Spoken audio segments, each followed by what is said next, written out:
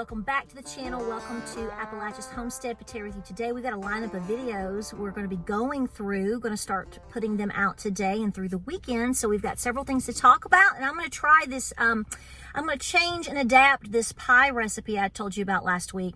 I'm going to try something different with it. I think it's going to be good. So hopefully I'll get to that here in the next couple of days. Busy weekend. I hope you're busy. There's so much going on. You don't even know which direction you're moving in, right? I know. Every single day. So if you follow the channel, which we have a lot of new subscribers, thank you for being here, and thank you so much for all of the emails right now. And the guys, you all, thank you. You are the best. Love you. Thank you. I appreciate your support. And I really appreciate you being here. So there are several things that I want to talk about. So I'm going to kind of just break them off into little segments and little talking videos as opposed to making one huge one. We will make different ones, and you can pick and choose where you want to hear my head rattle. You just talk to hear your head rattle. That's right. But this is something I want you to think about. This is not a new subject. In fact, I just talked about this maybe 2 weeks ago. Right?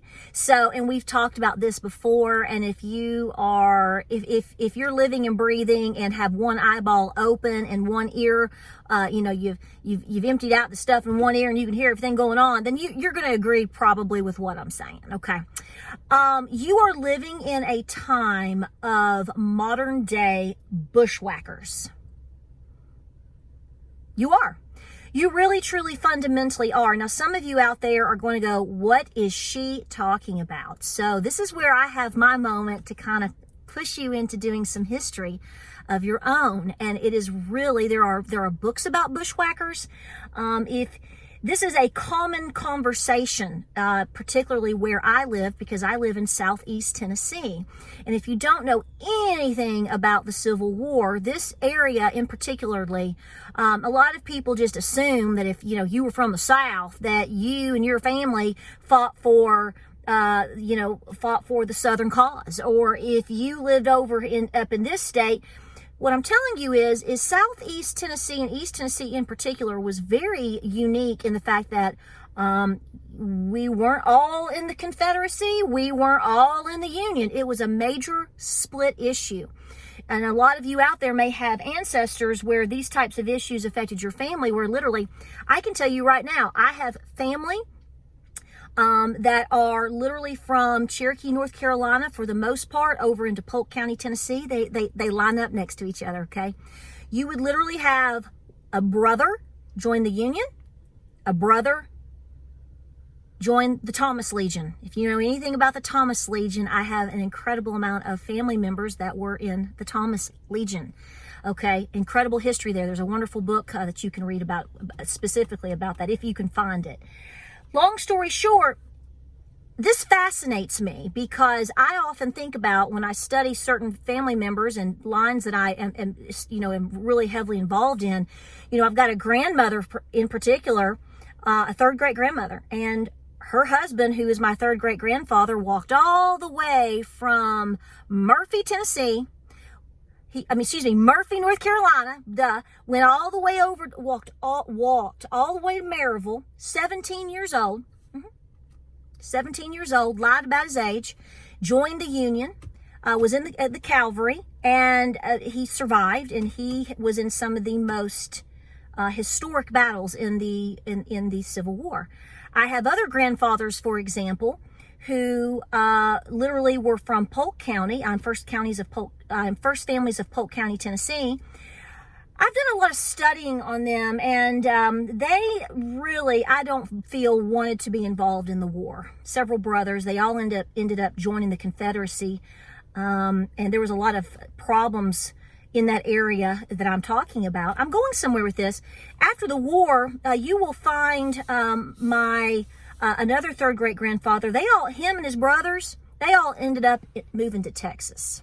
And, history will tell you that a lot of these people had to get out of Dodge depending upon who they were or what they were affiliated with this time period. And what side were you on?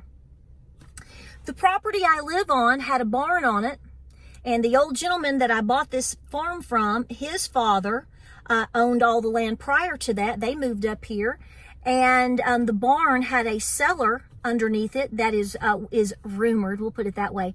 The family had to literally go and hide in the cellar right down here underneath the barn because they were scared of bushwhackers. So, you know, this is something that is not new to our country. We saw this also during the Revolution. And you're seeing a time period where you are living through what I would consider modern day bushwhacking. And this is what I warned you in my last video, I think it's 2 weeks ago. And I said that the problems that this country, the downfall of this country, is not going to come from the pressings of another person or country somewhere else far away. The downfall of this country, the downfall and division of our people is from within. Go back. I'll attach the video. I think it's the one where I believe I know which one it is. We just talked about this. You are seeing this, and you have been seeing this, particularly for the past 2 to 3 years, especially with everything that's been going on.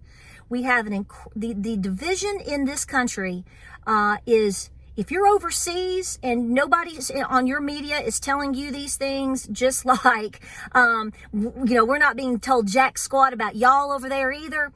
This is a modern day fact of what we were living through, because they may not necessarily be showing up to take your hogs, showing up to force you to sign up.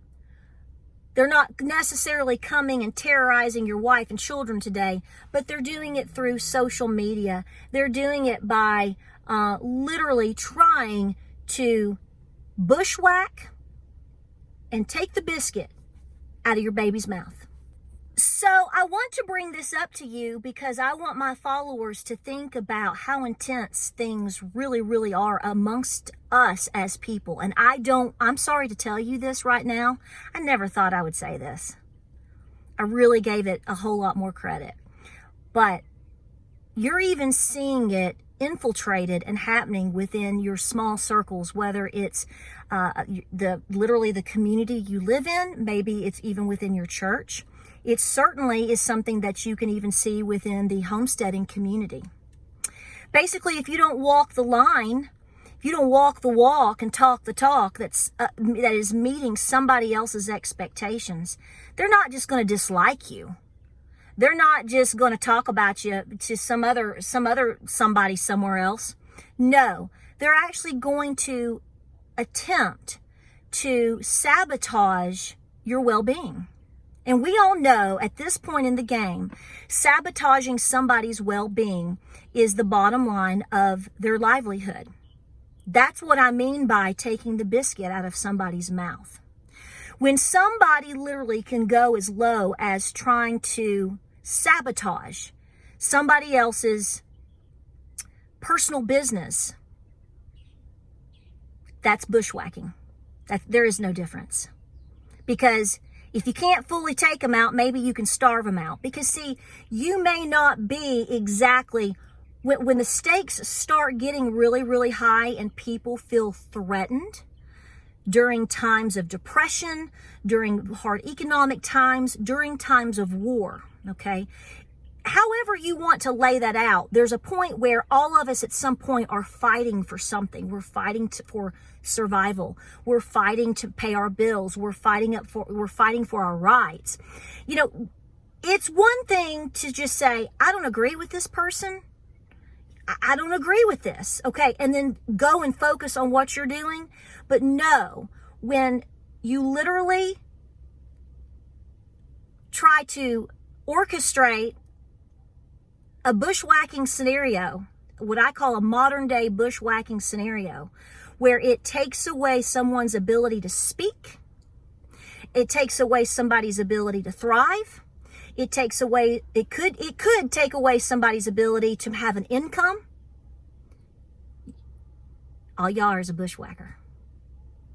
So I want to warn you folks out there, no matter where you are, who you are, what color you are, where you live, what you believe, Be very aware of this potential around you at all times. Am I trying to scare you? No, I'm telling you the truth. Am I trying to doomsday you? Well, if that's what I'm doing, that's been all that history has been, because you can go look up endless scenarios and read all about how this is absolutely a reality in terms of the history in our country and in other countries too. Don't think it's in world history. So I want to make you aware of, absolutely know who you're hanging with. Absolutely know who you associate with. Absolutely understand that when you stand for something and you refuse to fall for anything, somebody out there might feel threatened, especially if there's already a little bit of seed of competition or jealousy of you anyway. And we all know that happens a lot with women and with beta males. So I just want to know that I put this out here again because you've got to stay very focused on what you're doing. You do not need to be pushed, and you do not need to be basically intimidated to shut up, sit down, take your medicine, and basically walk the line that we draw out. No, that is not what we do. So, regardless of where you stand on things, notice that I'm saying that I'm not telling you to believe like me. I'm not telling you to think like me. I'm not telling you to act like me. I'm not telling you to do anything. But beware of the human spirit. And when somebody feels threatened just enough, you might find out that they're going to try to pull a modern day bushwhack. Praying for you, praying for this great nation. I hope you're super, super busy. You're putting away a lot of food in your pantry. You are making sure that you are trying to get some good exercise as best you can to stay physically fit. I hope that you are finding moments throughout the day to really find yourself in prayer and talking to the Lord. And really, we all need to be praying for peace and unity, not division, not the seeds of jealousy, not for the seeds of intimidation, but for us to find a common ground of at least attempting to respect our fellow citizens. That doesn't mean we agree, but that we can find a way to do our own thing. Like, subscribe, and share. We appreciate you being here.